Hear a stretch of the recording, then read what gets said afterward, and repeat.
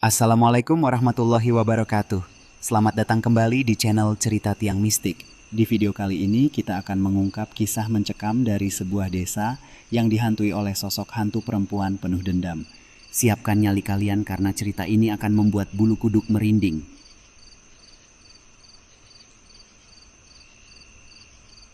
Desa Tunggulwatu dulunya adalah tempat yang damai tersembunyi di balik rimbunnya hutan jati di pelosok Jawa Tengah.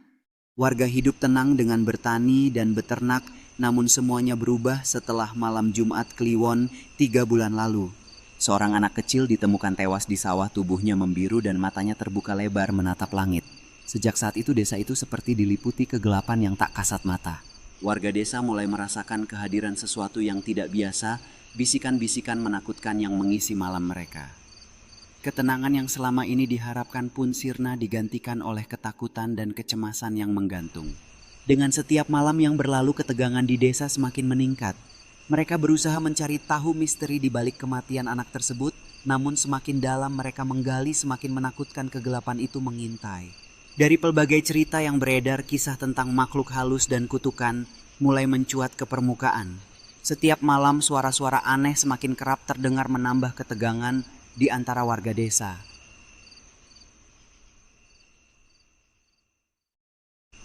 Malam-malam di Tunggulwatu mulai dihantui suara tangisan dan lolongan perempuan. Penduduk yang biasa ronda pun mulai enggan keluar. Ada yang bersumpah melihat sosok perempuan berambut panjang berdiri di tengah jalan dengan gaun putih robek-robek dan darah menetes dari matanya. Ia tak berkata apa-apa, hanya menatap lalu menghilang saat didekati.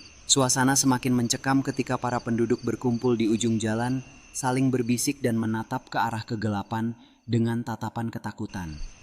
Lampu-lampu yang berkedip dari jauh hanya menambah kesunyian malam itu, menciptakan suasana yang membuat siapapun merasa tidak nyaman.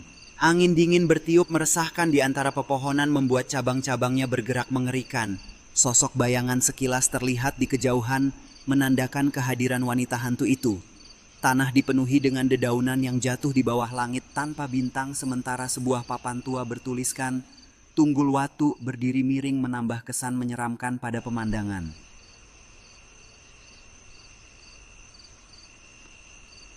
Pak Lurah yang biasanya skeptis terhadap hal gaib, akhirnya memanggil seorang dukun tua bernama Mbah Seno.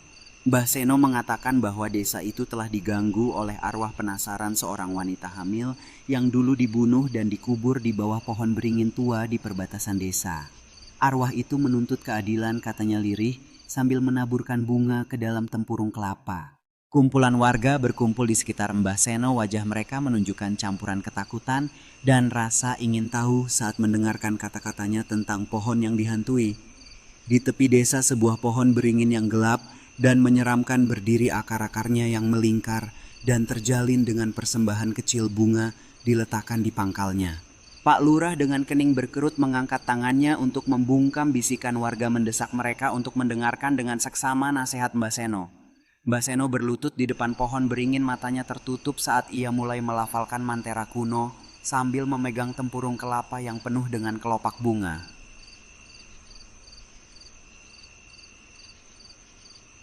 Sejak ritual Mbah Seno dilakukan, keadaan tidak membaik, malah semakin parah. Beberapa warga mengalami kesurupan dan mereka semua menyebut nama yang sama, Sarni. Sarni, tolong aku, anakku dingin. Ternyata Sarni adalah perempuan yang hilang secara misterius 15 tahun lalu. Ia diduga kabur karena malu hamil tanpa suami, namun tak ada yang tahu ia dibunuh oleh siapa. Setelah 15 tahun, nama Sarni kembali teringat di benak warga. Mereka mulai menyelidiki kisahnya, mencari jawaban atas misteri yang telah lama terpendam. Tiap malam suara jeritan terdengar dari arah hutan, seolah memanggil mereka untuk menemukan kebenaran. Sekelompok warga berkumpul di sekitar api unggun, membagikan cerita-cerita hantu tentang hilangnya Sarni. Saat mereka berbicara, nuansa seram menyelimuti malam, dan tiba-tiba sosok Sarni tampak sekilas di antara pepohonan, memanggil dengan tatapan penuh kesedihan, seakan mencari sesuatu yang hilang.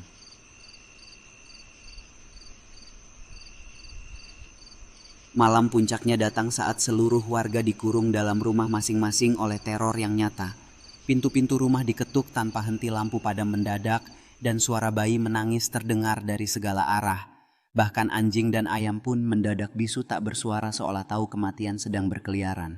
Ketakutan merayapi setiap sudut dan di luar sana suara langkah kaki yang berat bergema di jalanan. Warga mulai berbisik menciptakan teori tentang siapa atau apa yang menjadi penyebab malam menakutkan ini. Kehadiran yang misterius itu menambah ketegangan saat suara ketukan semakin mendekat membuat setiap detak jantung terdengar seperti guntur di telinga. Keluarga di dalam rumah terjebak antara ketakutan dan harapan akan keselamatan. Dalam keheningan yang menakutkan, setiap suara kecil menjadi pertanda dan mereka berdoa agar malam ini segera berlalu tanpa tragedi. Ketidakpastian mengikat mereka dalam ketegangan yang tak tertahankan. Mereka berusaha saling menguatkan meski rasa takut menghantui setiap detik. Dengan setiap detak jam harapan untuk melihat fajar menjadi semakin tipis, namun tekad untuk tetap bersama tak pernah pudar.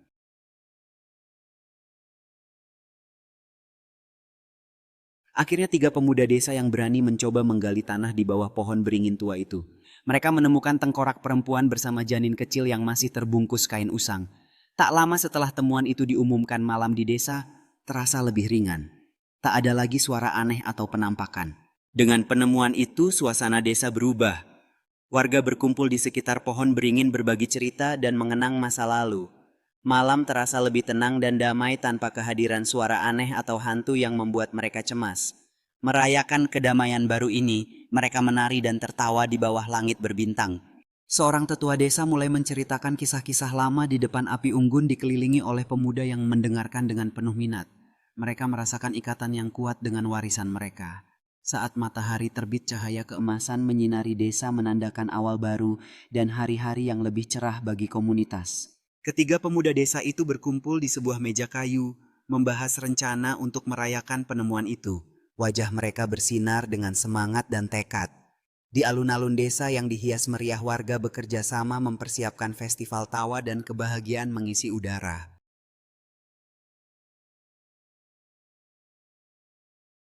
Namun keheningan itu tak berarti ketenangan. Baseno memperingatkan jika pelaku pembunuhan Sarni belum diungkap dan dihukum, arwahnya bisa kembali lebih ganas. Warga mulai mencurigai satu sama lain. Kecurigaan paling kuat mengarah ke Pak Bayan, pria tua pendiam yang dulu pernah dekat dengan Sarni. Ketegangan semakin meningkat di desa saat Baseno mulai menceritakan kisah-kisah arwah penasaran yang mengganggu mereka yang tidak mendapatkan keadilan. Setiap detil yang ia sampaikan membuat warga semakin meragukan kehadiran Pak Bayan di antara mereka. Malam itu gelap dan badai melanda desa menciptakan suasana tegang di antara warga yang berkumpul dalam satu rumah kecil. Sementara itu Pak Bayan berdiri sendirian di tepi desa merasakan kesepian dan ketakutan saat kecurigaan semakin mendalam.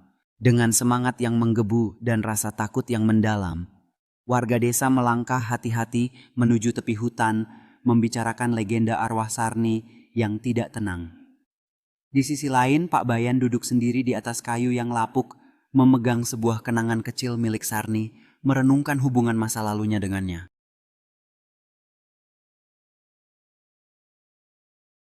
Ternyata benar, di bawah tekanan warga dan desakan batin, Pak Bayan akhirnya mengaku. Ia membunuh Sarni karena takut aib menyebar sebab dialah ayah dari anak yang dikandung. Ia membekap Sarni lalu menguburnya tanpa jejak. Tangannya gemetar saat berkata, "Aku pikir waktu bisa mengubur dosaku."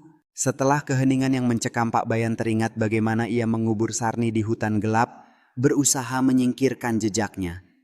Dalam benaknya bayangan malam itu kembali muncul saat ketakutannya memaksanya untuk melakukan tindakan yang tak terbayangkan ini. Sementara itu di desa kecil, warga berkumpul dengan bisikan di sekitar lampu minyak yang bergetar. Wajah mereka dipenuhi rasa terkejut dan ketidakpercayaan mengenai hilangnya Sarni. Rasa takut terlihat di mata mereka saat mereka mulai menyadari bahwa di antara mereka mungkin ada yang menyimpan rahasia kelam. Di alun-alun desa, pertemuan yang penuh duka berlangsung di mana lilin dinyalakan untuk mengenang Sarni menciptakan bayangan bergetar di wajah-wajah warga yang berduka.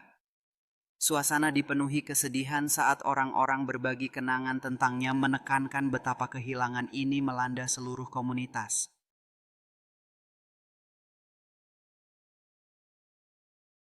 Pak Bayan kemudian menyerahkan diri dan dibawa ke pihak berwajib. Setelah keadilan ditegakkan, suasana desa berangsur pulih.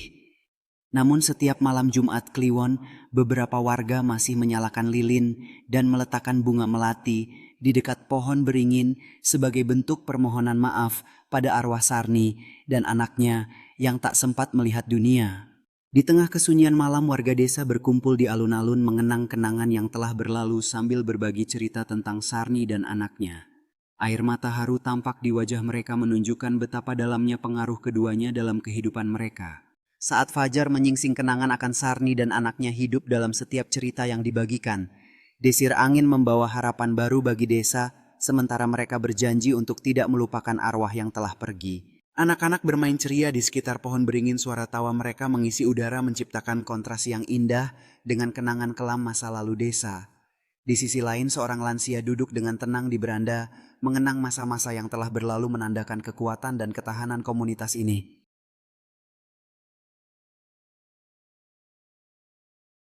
Desa Tunggulwatu memang kembali tenang, tapi jejak teror itu tetap membekas dalam ingatan semua warganya.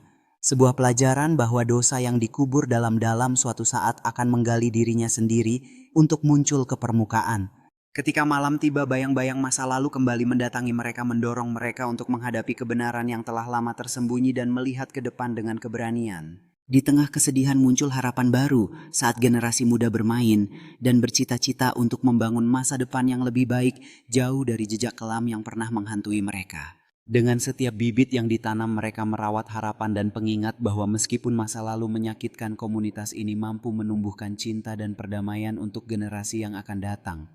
Melalui cerita dan seni, mereka merajut kembali ikatan yang kuat, mengingatkan semua orang bahwa masa lalu adalah bagian dari identitas mereka, namun masa depan adalah milik mereka untuk dibentuk. Dalam setiap tawa dan tarian mereka merayakan kebangkitan desa Tunggulwatu, menegaskan bahwa meskipun ada gelapnya masa lalu, cahaya harapan selalu bersinar bagi mereka yang berani bermimpi.